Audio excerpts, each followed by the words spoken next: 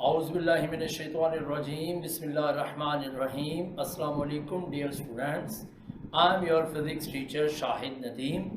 आज की इस वीडियो में हम डिस्कस करेंगे चैप्टर नंबर 2 काइनेमैटिक्स का लास्ट टॉपिक है motion of freely falling bodies. यानी आज हम इस चैप्टर का जो लास्ट टॉपिक है motion of freely falling bodies जो है उसको डिस्कस करने जा रहे हैं कि ये motion of freely falling bodies जो है वो क्या होता है। ठीक है, तो motion of freely falling bodies का मतलब है bodies moving the under gravity, under the force of gravity. जो बॉडीज़ ग्रेविटी की फोर्स के अंडर मूव करती हैं ना, उन्हें हम कहते हैं motion of freely falling bodies. जैसे कि अगर हम कोई बॉल लेकर या कोई स्टोन लेकर हम अपने घर की छत पे चले जाएं और वहाँ से उसको यूं ड्रॉप कर दें, तो वो जो बॉल है या वो स्टोन है वो क्या करेगा, वो फ्रीली फॉल करेगा, यानी आज़ादाना तौर पर नीचे आएगा। ठीक है, तो इस तरह जो बॉडीज़ किसी हाइट से ड्रॉप की जाती हैं और वो जब वो आज़ादाना तौर पर नीचे आती हैं तो उनकी मोशन को जो है ना वो फ्रीली फॉलिंग बॉडीज़ कहा जाता है, motion of freely falling bodies. और सिर्फ उनको ही नहीं, अगर हमारे पास कोई बॉल या कोई स्टोन है, हम उसको यूं ऐसे ऊपर की तरफ भी फेंक दें तो जब वो ऊपर जा रहा होगा ना तब भी उसकी मोशन को फ्रीली फॉलिंग मोशन ही, क्योंकि वो भी तब भी उसकी मोशन ग्रेविटी के अंडर ही होगी। वो बेशक जा ऊपर है लेकिन अर्थ उसे जो है वो किस तरफ कर रही है, अपनी तरफ अट्रैक्ट कर रही है। इसी वजह से तो वो ये नहीं कि हमेशा ऊपर ही जाता रहता है, यानी वो एक खास हाइट तक ऊपर जाता है, फिर वहां से वो दोबारा नीचे आना शुरू हो जाता है। तो ऊपर जाती बॉडी की मोशन जो है ना, ये भी motion of freely falling bodies में ही आएगा। पहले वो बॉडी ऊपर जाती है और एक खास हाइट पे जाकर फिर वो रेस्ट में आती है और रेस्ट में आकर फिर वो नीचे वापस आना शुरू हो जाती है। तो ये जो होती है ना, ये motion of bodies under the gravity, gravity के अंडर बॉडीज की जो मोशन होती है इसे कहते हैं motion of freely falling bodies.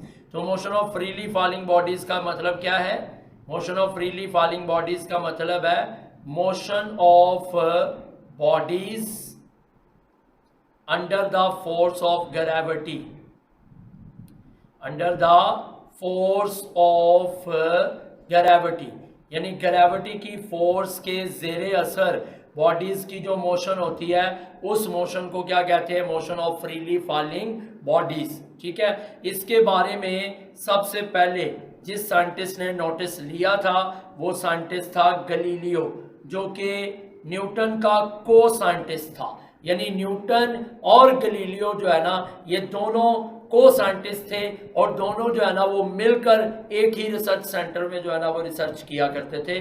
ठीक है जी, न्यूटन और गलीलियो एक दूसरे के साथ जो है ना वो मिलकर रिसर्च किया करते थे। ठीक है, तो गलीलियो वो साइंटिस्ट था पहला जिसने इस चीज का नोटिस लिया कि जब कोई बॉडी फ्रीली फॉल करती है, ठीक है, तो वो सेम एक्सेलरेशन से नीचे आती है। Who noticed that all freely falling objects have the same acceleration independent, ये देखिए, have the same acceleration independent their masses, और वो एक्सेलरेशन उसके मैस, बॉडी के मैस पर जो है ना वो डिपेंड नहीं करता है। ठीक है, वो एक्सेलरेशन बॉडी के मैस पर डिपेंड नहीं करता। समझ आ रही बात की? ठीक है, तो ये जैसे कि आप ये देख रहे हैं कि ये जो पीसा है, इटली का झुका हुआ टावर पीसा, यहाँ से दो डिफरेंट मैस के ऑब्जेक्ट गिराए गए हैं। ये देखें, एक हैवी ऑब्जेक्ट है और एक लाइट ऑब्जेक्ट है। ये दोनों सेम टाइम में नीचे आए हैं और सेम एक्सेलरेशन से नीचे आए हैं। इसी तरह ये देखिए, ये एक बॉल है और ये जो मुर्गी के पंख होते हैं, समझ आ रही बात की? ये देखें, वो नीचे गिराए जा रहे हैं और ये सेम टाइम में नीचे गिर रहे हैं, ये देखें। ठीक है, हालांकि ये कितना डिफरेंस है इनमें। ठीक है, ये बॉल है या जो भी है, ठीक है जी, वो हैवी है और ये जो पंख होते हैं परिंदे के, मुर्गी के पंख होते हैं, ये क्या होते हैं? बड़े हल्के होते हैं, लेकिन फिर भी सेम टाइम में नीचे आते हैं। ठीक है जी, उसने लिखा हुआ है, वो कह रहे हैं कि जी he dropped various objects of different masses from leaning tower of Pisa. Pisa जो है ना ये इटली में है। पीसा इटली का एक शहर है। ठीक है, और इटली में एक लीनिंग टावर है। लीनिंग का मतलब क्या होता है? लीनिंग का मतलब होता है झुका हुआ। एक साइड से थोड़ा सा झुका हुआ है, ये देखें, ये आपको नजर आ रहा है, ठीक है, ये दिखाया हुआ है, ये एक साइड से झुका हुआ है, ठीक है। यहाँ से उसने दो डिफरेंट ऑब्जेक्ट गिराए हैं लेकिन सेम टाइम में पहुंचे, ठीक है। यानी गलीलियो ने ये ऑब्जर्व किया था कि एक तो ये कि जो दो डिफरेंट मैसेज के ऑब्जेक्ट होते हैं ना, एक तो वो सेम टाइम में नीचे आते हैं, यानी हैवी ऑब्जेक्ट भी और लाइट ऑब्जेक्ट भी सेम टाइम में नीचे आते हैं, ठीक है, और डिफरेंट टाइम में नीचे नहीं आते। लेकिन एक शर्त है कि अगर एयर रेजिस्टेंस को ख़त्म कर दिया जाए। एयर रेजिस्टेंस मीन हमारे इर्द गिर्द एयर मौजूद होती है, ठीक है, और एयर चीज़ों के रास्ते में रुकावट बनती है। ये जो हल्की चीज़ें आराम से नीचे क्यों आती हैं? क्योंकि एयर इन्हें ऊपर की तरफ पुश कर रही होती है।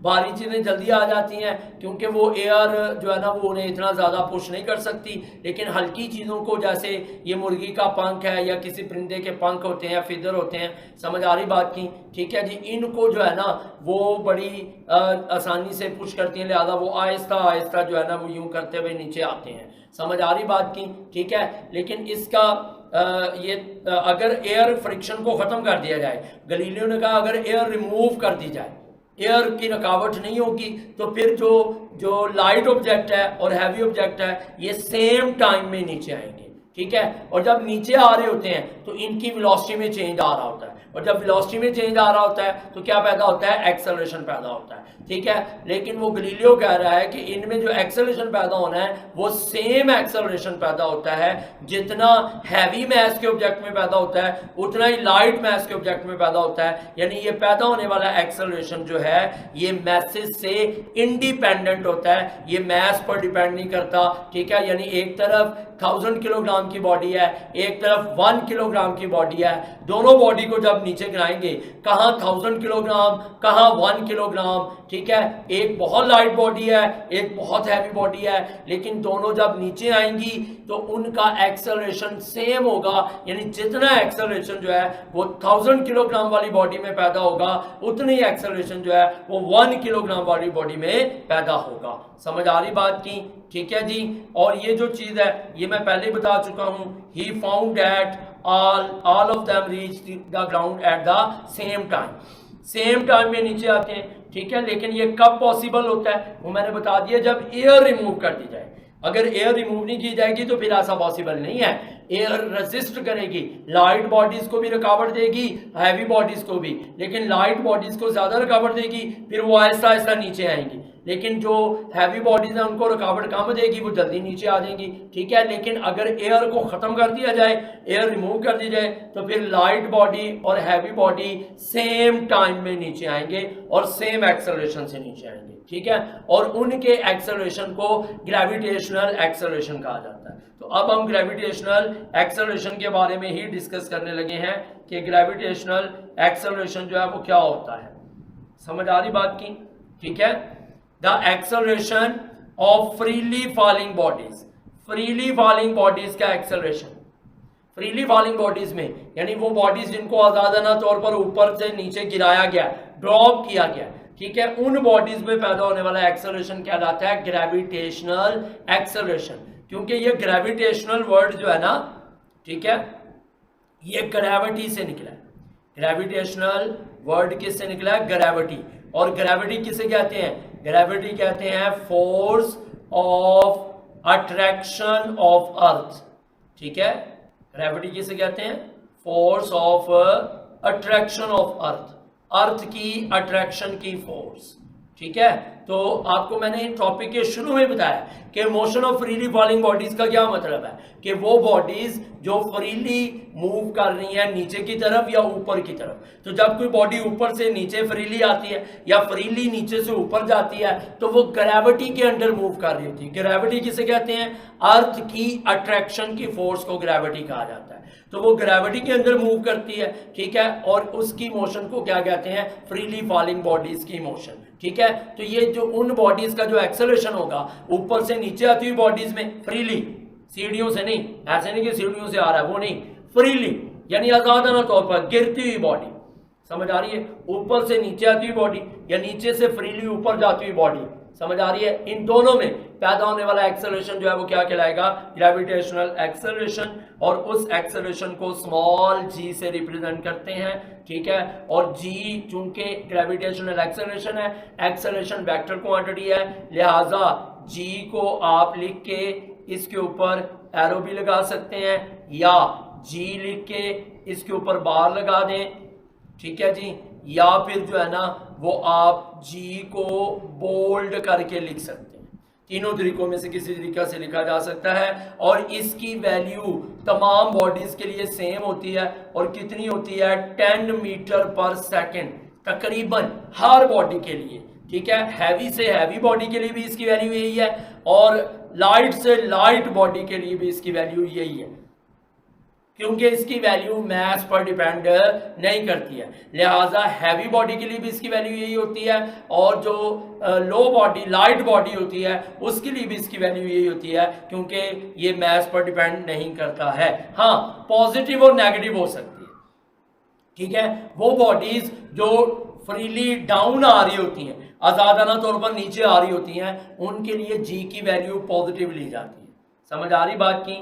ये देखें, ये एरो नीचे की तरफ बनाया है, इसका मतलब ये बनाया है कि ये बॉडी जो है ना, ठीक है जी, ये बॉडी फ्रीली डाउन नीचे आ रही है और इसमें जी पॉजिटिव होगा, यानी इसके लिए जी की वैल्यू होगी +10 मीटर पर सेकेंड स्क्वायर, पॉजिटिव ली जाएगी। लेकिन अगर कोई बॉडी फ्रीली अपवर्ड जा रही हो ऊपर की तरफ, तो उसके लिए जी नेगेटिव है, यानी उस बॉडी के लिए जी की वैल्यू क्या होगी?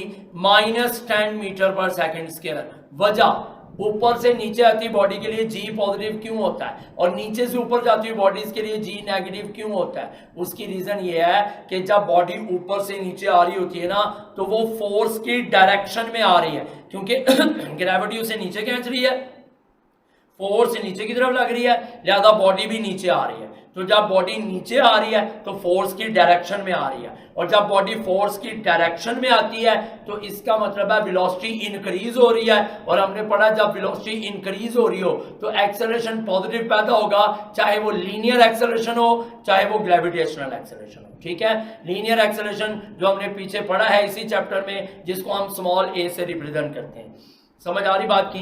लेकिन वो एक्सेलरेशन मास पर डिपेंड करता है, लेकिन ये जो ग्रेविटेशनल एक्सेलरेशन होता है ये बॉडी के मास पर डिपेंड नहीं करता, ठीक है। तो अगर कोई बॉडी ऊपर से नीचे आ रही है तो वो ग्रेविटी की डायरेक्शन में आ रही है, फोर्स की डायरेक्शन में वेलोसिटी बढ़ती जा रही है। जब वेलोसिटी बढ़ती है तो एक्सेलरेशन जो है वो पॉजिटिव होता है, लिहाजा जी की वैल्यू क्या होगी? पॉजिटिव होगी। लेकिन जब किसी बॉडी को यूं नीचे से ऊपर फेंका जाता है तो ऊपर जाते हुए उसकी वेलोसिटी डिक्रीज हो रही होती है। क्यों डिक्रीज हो रही होती है? क्योंकि बॉडी तो ऊपर जा रही है लेकिन फोर्स उसे नीचे खींच रही है, ग्रेविटी उसे नीचे खींच रही है। ग्रेविटी कोशिश कर रही है कि वो नीचे आ जाए, अब फोर्स ऑपोजिट लग रही है। तो जब बॉडी फोर्स के ऑपोजिट मूव करती है, ठीक है, तो फोर्स के ऑपोजिट मूव करने से जो है ना वो क्या होता है? वेलोसिटी डिक्रीज होना शुरू हो जाती है, और जब वेलोसिटी डिक्रीज होती है तो एक्सेलरेशन क्या होता है? नेगेटिव होता है, ठीक है। तो यही बात है कि नीचे आती बॉडीज के लिए एक्सेलरेशन पॉजिटिव है, ग्रेविटेशनल एक्सेलरेशन, और ऊपर जाती बॉडीज के लिए ग्रेविटेशनल एक्सेलरेशन नेगेटिव है। समझ आ रही बात की? ठीक है, वैल्यू इसकी वही रहती है 10 मीटर पर सेकेंड स्क्वायर तमाम बॉडीज के लिए, लेकिन ये है near the surface of earth की सरफेस के करीब। समझ आ रही बात की? ठीक है, अब हम बात करेंगे इक्वेशंस ऑफ मोशन, ठीक है जी। वो जो 3 इक्वेशन हमने पढ़ी है ना, ठीक है, वो जो 3 इक्वेशन हमने मोशन के बारे में, लीनियर एक्सेलरेशन के बारे में और लीनियर मोशन के बारे में, हमने 3 इक्वेशंस को ड्राइव किया है, ठीक है। वो कौन कौन सी इक्वेशन है? आपके सामने Vf = Vi + At, यानी final velocity, initial velocity, acceleration, time.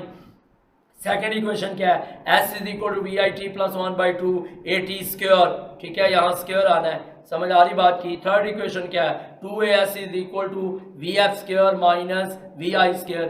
इन तीनों इक्वेशंस को, ये थी लीनियर मोशन के लिए, ठीक है, लीनियर एक्सेलरेशन A के लिए। लेकिन अगर इन तीनों इक्वेशंस को फ्रीली फॉलिंग बॉडीज के लिए लिखा जाए ना, तो फिर क्या होगा? फिर ये होता है कि जो A होता है ना एक्सेलरेशन, इसकी जगह ग्रेविटेशनल एक्सेलरेशन G इस्तेमाल होगा, यानी इक्वेशंस में जहां जहां A है वहां वहां हम G लिख देंगे। और जो डिस्टेंस होता है ना h, डिस्टेंस की जगह S की जगह H इस्तेमाल होता है, यानी हाइट। क्योंकि फ्रीली फॉलिंग बॉडी अगर ऊपर जा रही है तब भी वो हाइट कवर कर रही है, अगर नीचे आ रही है तब भी वो हाइट ही कवर कर रही है, यानी उनका जो डिस्टेंस होता है वो हाइट की फॉर्म में होता है। ठीक है, तो जहां जहां इक्वेशंस में ए है वहां जी लगा देना है, और जहां जो है ना वो क्या है अपना एस है वहां एच लगा देना है। ये इक्वेशंस हैं फॉर फ्रीली फॉलिंग बॉडीज। ठीक है, फॉर फ्रीली फॉलिंग बॉडीज, ये फ्रीली फॉलिंग बॉडीज के लिए इक्वेशंस हैं। ठीक है, तो first equation v f is equal v i plus a t, लेकिन ये क्या हो जाएगा v f is equal to v i plus g t, a की जगह जो है वो क्या आ जाएगा जी आ जाएगा। फिर सेकंड इक्वेशन क्या है s is equal to v i t plus 1/2 a t square. ठीक है, लेकिन यहाँ एस की जगह क्या आ जाएगा एच, और ए की जगह जो है ना वो क्या आ जाएगा जी आ जाएगा। तो ये आ जाएगा s h is equal to v i t plus 1/2 g t square. समझ आ रही है, टी का स्क्वेयर आएगा। उसके बाद थर्ड इक्वेशन क्या है ये देखें 2as है तो a की जगह g आ जाएगा, s की जगह h आ जाएगा। 2gh is equal to v f square minus v i square. ठीक है, ये है इक्वेशंस जो है ना वो फ्रीली फॉलिंग बॉडीज के लिए या bodies moving under the gravity उनके लिए। ठीक है जी, तो आज का लेक्चर यहाँ पर ख़त्म होता है। उम्मीद है कि आपको समझ आई होगी। ठीक है जी, क्लियर हो गया होगा। अब मिलेंगे हम नेक्स्ट वीडियो में नेक्स्ट लेक्चर के साथ, तब तक के लिए इजाज़त दीजिए। अल्लाह हाफिज़।